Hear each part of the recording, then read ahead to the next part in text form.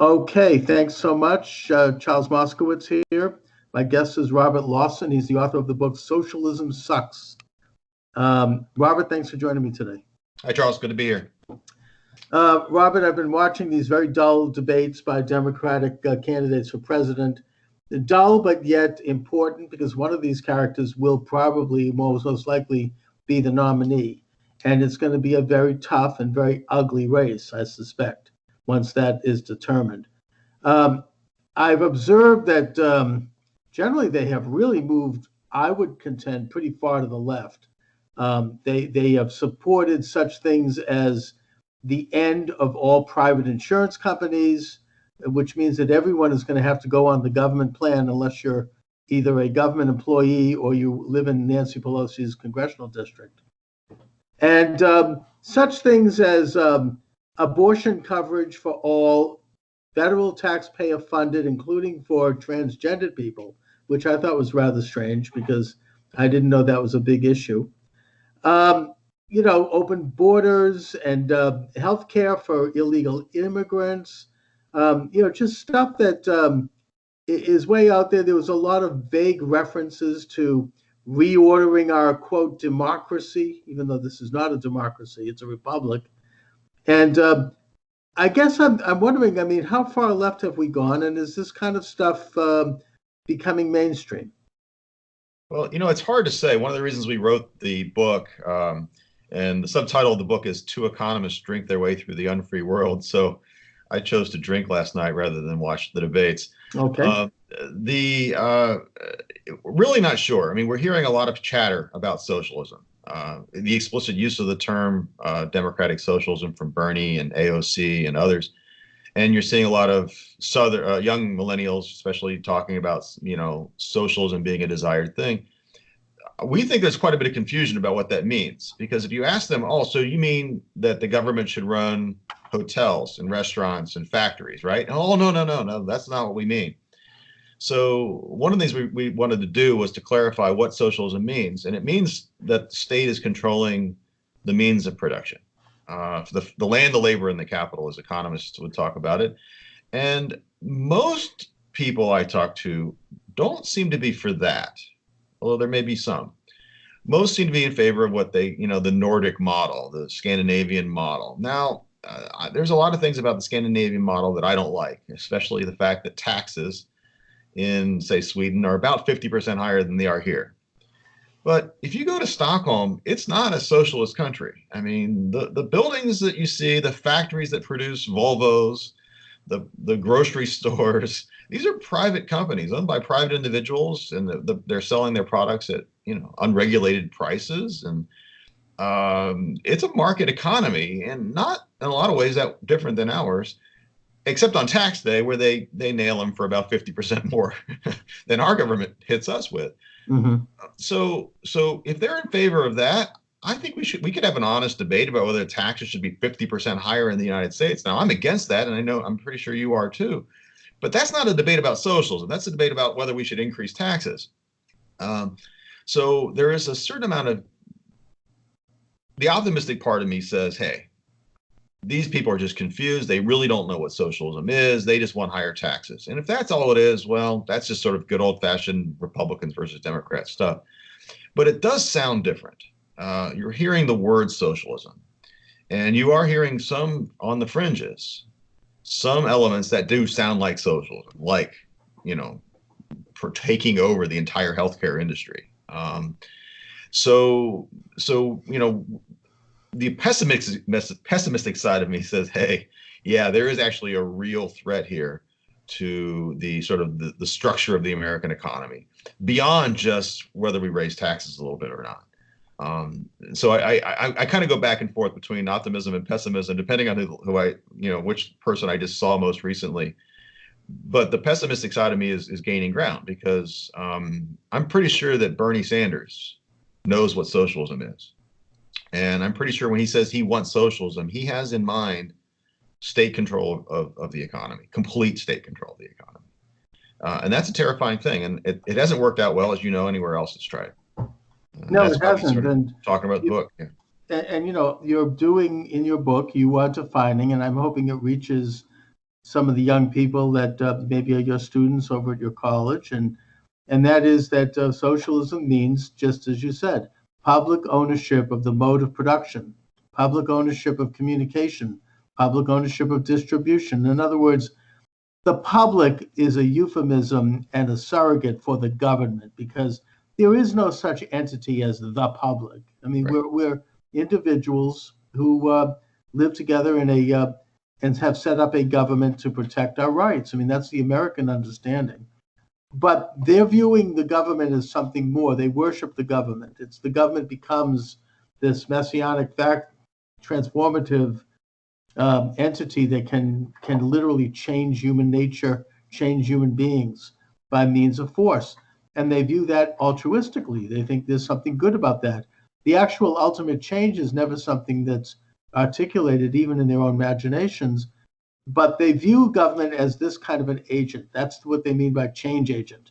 Move toward a more authoritarian stand with regard to government. They want a strenuous, muscular government that that uses force to get rid of things that they view as not good and promote stuff that is good, but ultimately that creates equality.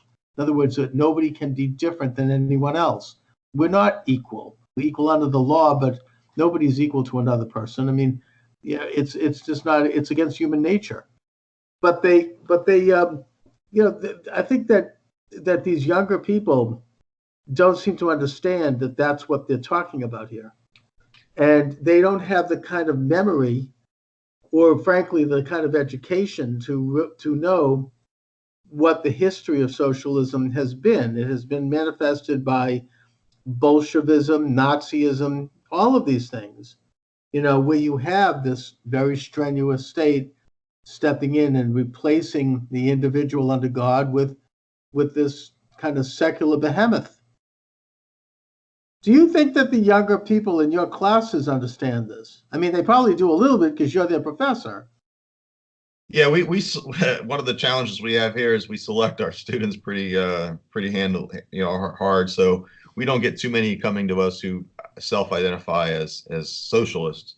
But you're absolutely right that there is a sort of schizophrenia in their minds. On the one hand, they see the governments of the Soviet Union and Mao's China and North Korea. They see those governments as evil, as the evil they are, and they envision that their socialist utopia is going to be different than those somehow. And I think that that's obviously misguided.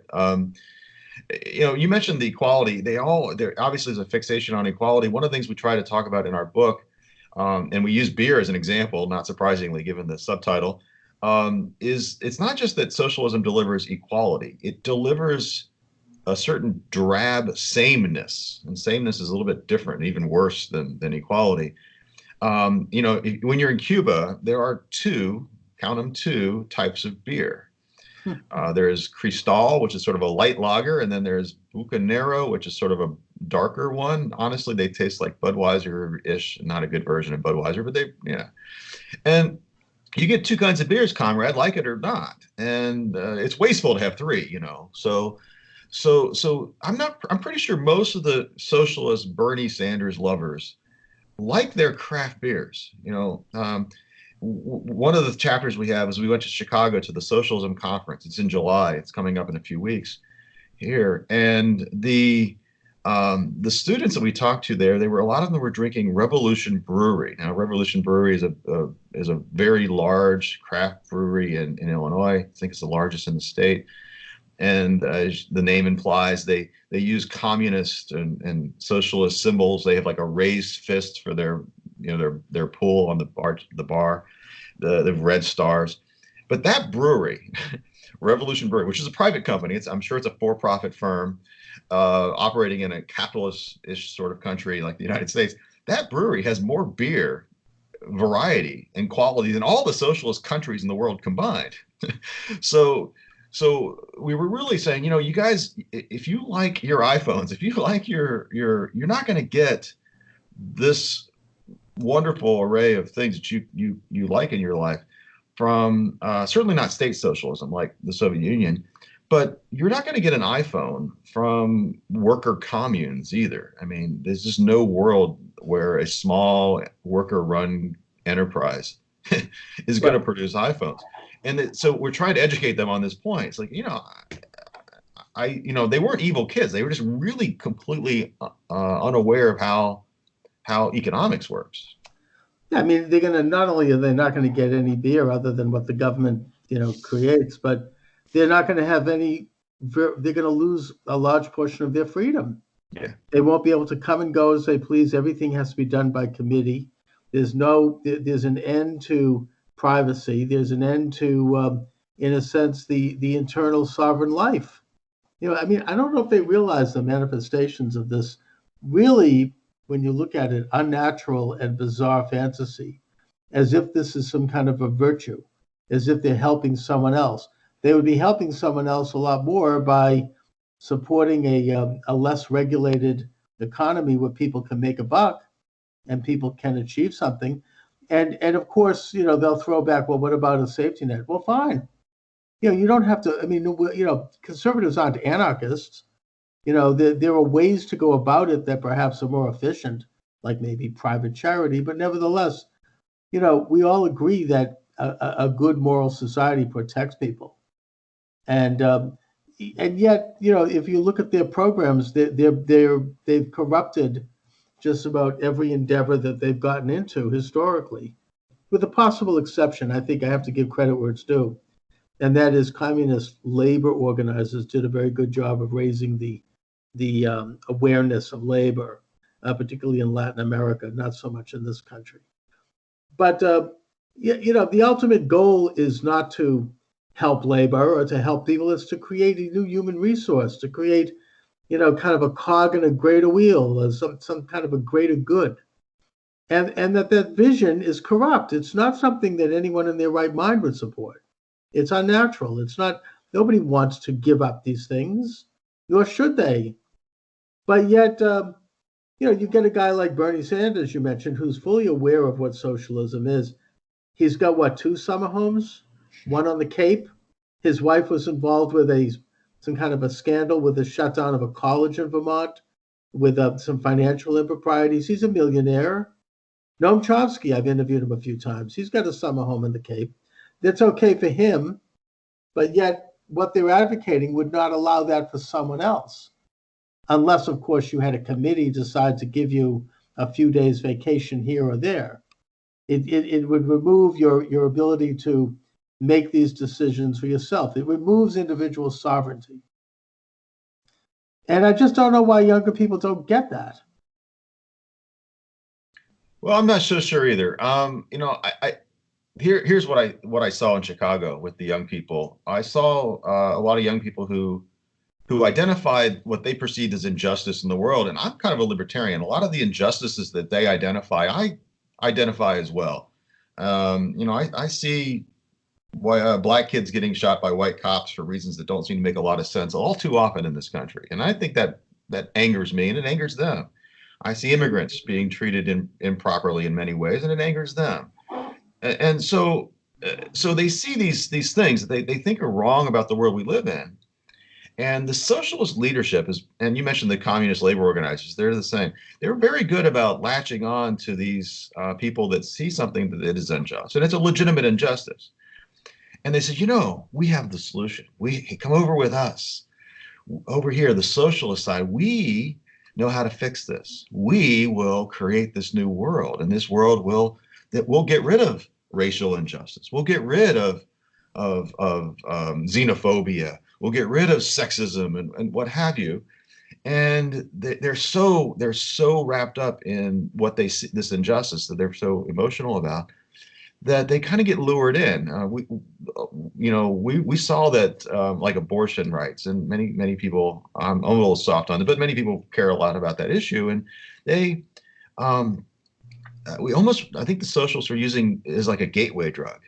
We lure you in by talking about abortion. And then, by the way, you know what else we care about? We care about the state owning resources. So it's a little bit of a sort of bait and switch tactic. I think the labor organizers with the Communist Party did exactly the same thing. The root, as you mentioned, the root injustice was legitimate. But the socialist organizers are pretty good about using those injustices as way to lure people into their fold. Now, the problem, as you and I know, is their solution, in fact, makes things worse. Right. The Soviet Union, in fact, and or Venezuela or Cuba, North Korea, these places that have really, in grand scale, attempted to fix all of these injustices, in fact, generated mass. I mean, the litanies, we talk about in the book, literally the deaths, the millions, the starvations.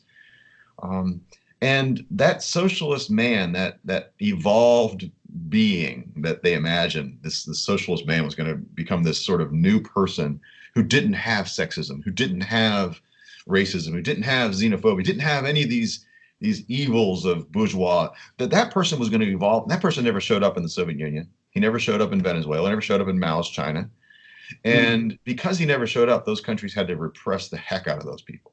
There's no choice, because you're either with the state plan or you're not. And if you're on the outside of that, you're not going to get your DACA down in the woods. You're going to get sent to Siberia or wherever. And this is a pattern that's repeated itself over and over again in countries that have tried socialism on a grand scale. It's endemic. It's built into the system, I think. Yeah, and yet they want us to try it again. I mean, it kind of reminds me of the famous Twilight Zone episode, To Serve Man. I don't know if you've seen that.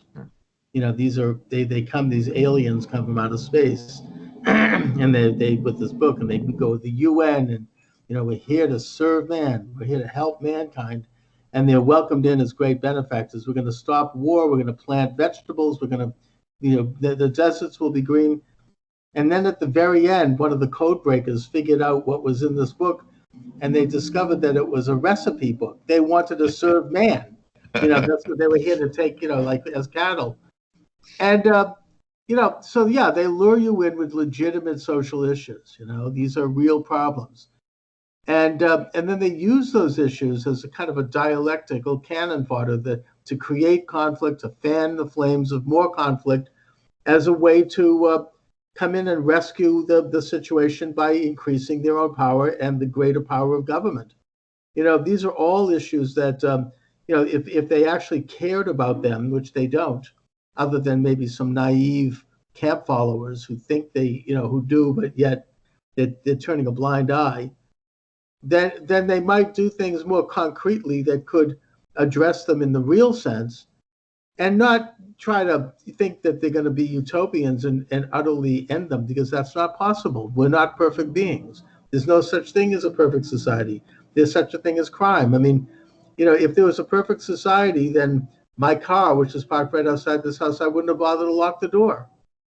Right? I wouldn't have my front door locked, because I know that there's a possibility that somebody's going to take advantage. It's just part of human nature. There's a corrupt side of people, and some people succumb to that corruption. You can't change that. This whole notion is, it's childish, and it's nonsensical. And if you're going to try to create a society that's going to stamp these things out, the only way to do so, as you mentioned, is by use of force, because people are not going to willingly give up their freedom. They're not going to give up their private property. They're not going to give up their religion, their family, all the things that make us free. And the only way to get them to do that is by force, ultimately. And that's exactly what's happened in every socialist experiment tried, including the Nazi socialist experiment. So, I think that they're attracted as young people because it's easy. It's like, we can solve this problem. People want to see action. They want to see something done. And they want to think and feel like they're part of that something, even though they don't have to do a damn thing, but nod in that direction.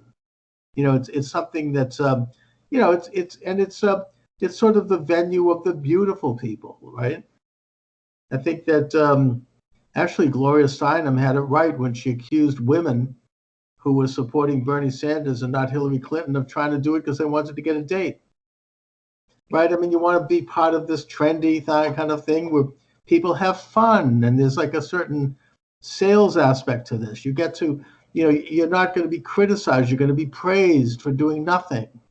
Who doesn't want that? And who wants to be criticized? The flip side of the coin is, of course, is that they do the proverbial auto-da-fe of anyone who dissents. I mean, the knives come out as if you're not going to go along with this stuff, you're going to be destroyed in some cases. You're going to, I mean, it's really ugly out there. So people don't want that. So I think that what happens is that when young people reach maybe a certain age, probably mid-teens, they realize this and they internalize it and they slightly bow their heads and they go in it. It's the course of least resistance. There's societal pressure. I'm studying sociology now, and there's a sociology term called the control factor.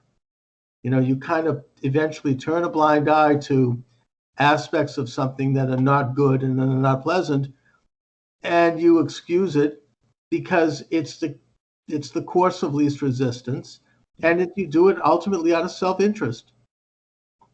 But of course, they sell out their objective understanding of what life is about, right, ultimately.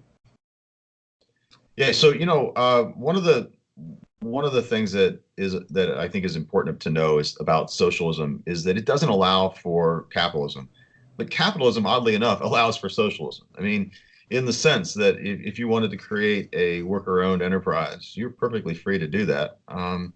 If you want to, so the point that our point is, when I talk to my friends who are socialists, it's just, this sounds like a wonderful thing. Worker democracy, then do it. Just right. Go ahead. And they're all no, but we have to. So their system requires as we mentioned, through force, the squashing of private initiative through private property and markets. But the private property market system says, no, go ahead. We have Israeli kibbutz, we have, communists, right. I don't think they're going to make an iPhone. I think they're going to be poorer, but okay, if that's what they want, if that's the world that they see as more just. So one of my talking points when I encounter a young socialist is like, go for it, do it. Just bear in mind, you're not going to get 27 flavors at Starbucks coffee from a commune. You're going to get one or two or whatever the voters in that enterprise decided on their Monday morning meeting when they decided what they were going to produce. This worker democracy thing. I think it's a great tactic. I mean, I've used the same thing. I've talked to advocates of socialism. I'm like, well, fine. Maybe form a group with other people, move to Vermont, move to Idaho, and pool your resources, get rid of your bank accounts, get rid of your private property, put everything in a collective account, everybody from each according to his ability to each according to his needs.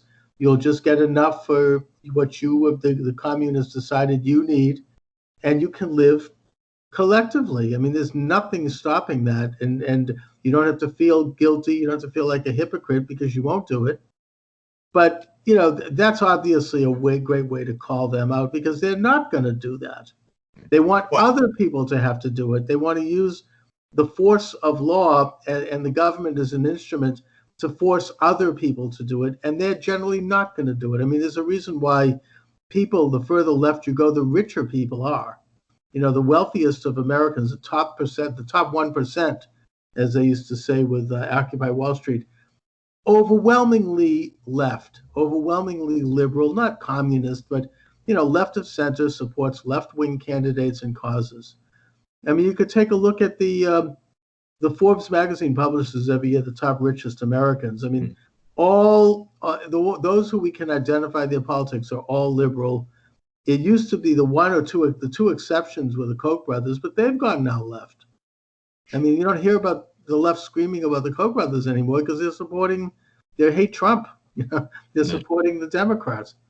So, that's that. And none of these people hardly are going to be living collectivist lives. They're not turning over their fortune at all. It's for everyone else. Bernie Sanders isn't going to turn over his summer house. That's the question that I'd like to see a reporter ask him.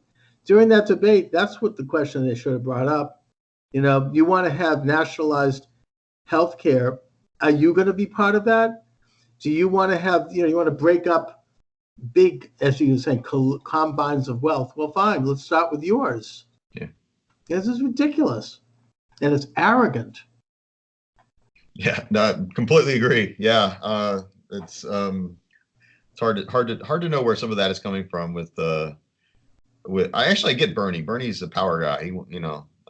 It's completely understanding why Lenin was in favor of it because he ended up quite well. He died too young, but It's a great way to, if you're really good at working political systems, socialism's Oh, attractive. since you mention it, all of these guys, these heads of communist countries, lived an opulent lifestyle that would make any American capitalist blush. And the way they justify that is, well, we fought for socialism. We led the effort. I mean, this was true of Ho Chi Minh. It was true of Mao. It was true of all these people. Castro, one of the Yeah. richest men in the world. I mean, Arafat. I mean, these people are super rich, and maybe they don't technically own anything, but everything is provided. I mean, they've got, and they do so. It's an award for them. I mean, this is their benefit for having fought to impoverish everyone else. Yeah. So, I mean, yeah, but the thing is that, this goes to the core of everything, though. The people at the top of that Forbes list, for the most part, got there by helping people. Well, Right. I mean, half the people in that top 10 are Walmart family people. Well, Walton family. They got there to the top of that list by providing a lot of really good products at low prices to a lot of human beings, and their lives were enriched because of Walmart's existence. The difference is that the socialist leaders, they didn't help people in the process of achieving their status. They actually hurt people, literally, in every case, killed people. When we talk about socialism versus capitalism, I think we have to acknowledge that both systems give you elites. They give you people that are more powerful than other people and so forth. The big difference is that the means through which you gain power and status in a market economy is by providing stuff for other people. The way you do it in a socialist economy is largely by harming other people. And that distinction is something that I think we really need to sing from the rooftops. How is it then that people who are capitalists, who made their money through invention, people like Bill Gates, Well, it's the people like kids, though. people It's like their kids. you It's know, not the person who earned it.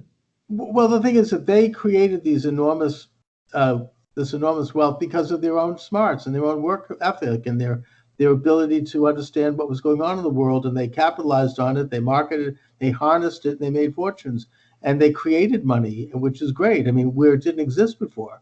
And yet they then shift to the left and they become advocates of a system that would prevent other people from doing the same thing. Why is that? Well, I think it's sometimes it is the individual. Partly, again, they want to get invited to cocktail parties at Cambridge, Massachusetts, or Yes. wherever. And the way to get invited to one of those places is to sound like a lefty. But more often than not, though, it's the children or the grandchildren of the Fords and the Rockefellers, and they never had to work for that. They see it as just wealth that exists. They grew up with it. They never knew anything else, and then they like, wow, I have all this wealth. But this guy down the street, or usually down in the next neighborhood, they don't have that wealth. That's not fair. They have no sense of where the wealth came from. From their perspective, it just sort of like Mother Nature just dropped it on their heads. And you and I know that wealth was created by their father or their grandfather or grandmother, whoever. And so they, like a lot of today people, just normal people, you and me, people living today, they see the wealth that we live, the iPhones and the things that we have. They see that it's just sort of the state of nature, the normal way in which the world is. And they don't know that all that stuff has had to come from the ingenuity and hard work of some other people. And they didn't make that iPhone, they didn't make that food and deliver that food to your grocery store for socialist ideals, for the common good. They did it because they wanted to get paid. But the kids of the rich people are really the problem. And one of the problems is we're all rich now. I mean, even our, frankly, we all live almost all of us live in this country, live an amazing standard of living by historical standards. And we've forgotten that all the wealth that we enjoy has to be created constantly. I don't know what to do about that. You mentioned the Kochs. I know that Charles Koch has done a wonderful job of raising his kids. They make them work on the ranches and all this stuff. They do whatever they can to try to break that cycle so that their children don't fall victim to this crazy socialist lure. The other thing that I mentioned at the beginning, it is true though that I work at a university. If you want to get invited to the cool parties, if you want to be part of the in group, cool group, you want to get invited to DC, get appointed to this committee or that or whatever, it is impolite to be a capitalist, and you're considered you're sophisticated if you're a socialist. That's absurd. But in fact, that's an enormous power. I mean, that the yeah, social power, the people do not want to be ostracized. absolutely. It's a hateful experience. I can speak to that. Absolutely.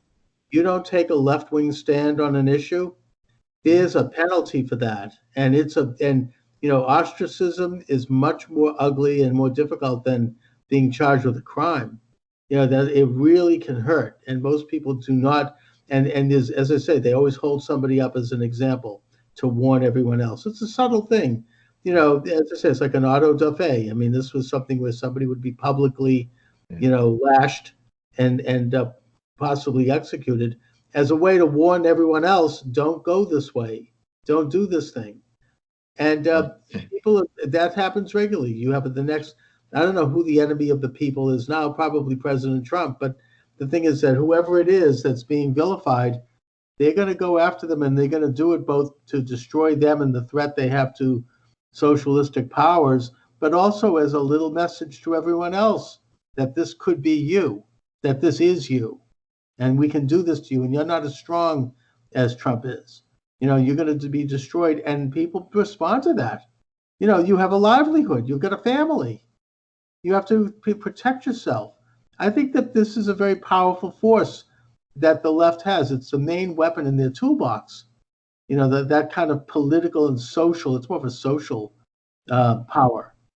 Well, you're talking to a professor, a conservative libertarian professor. So yeah. I know exactly what kind of ostracism you're talking about on my own campus. In fact, I'm outed, but there are conservatives and libertarian professors on this campus and other campuses that they whisper to each other, almost like we have a secret handshake.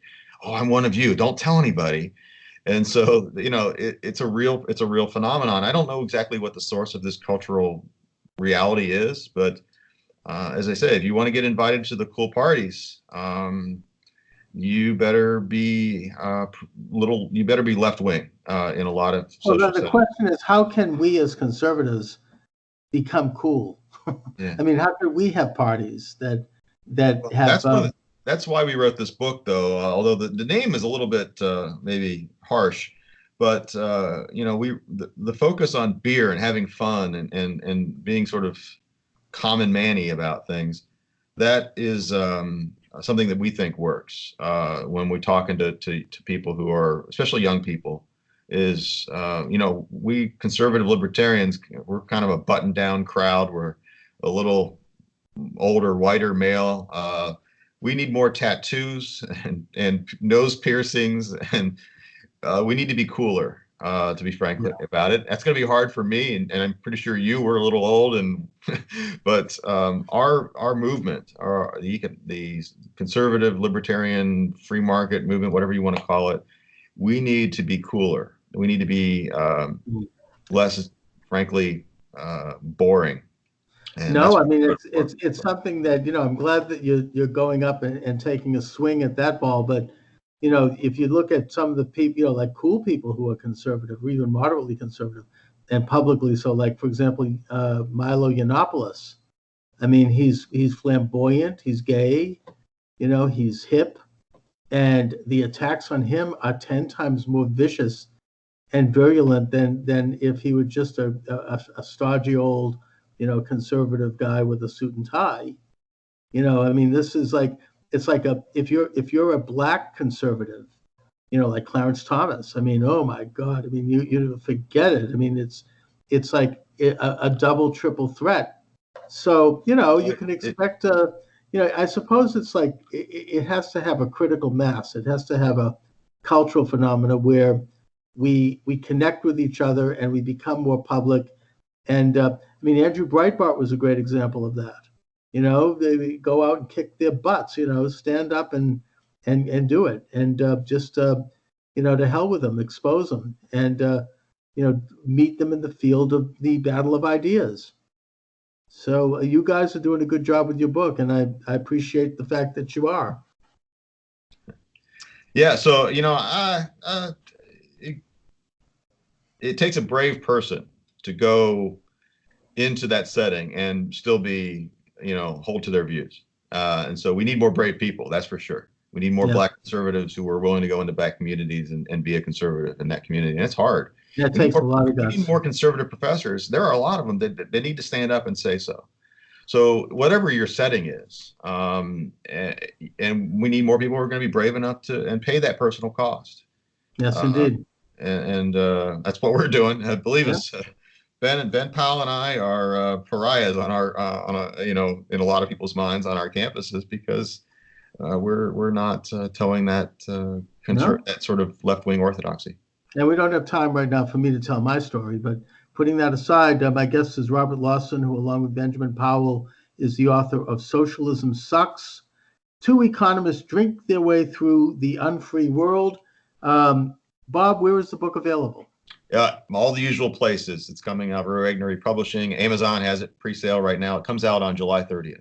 Excellent. Well, why don't we do a follow-up around that time? And I want to thank you for joining me this afternoon, Bob.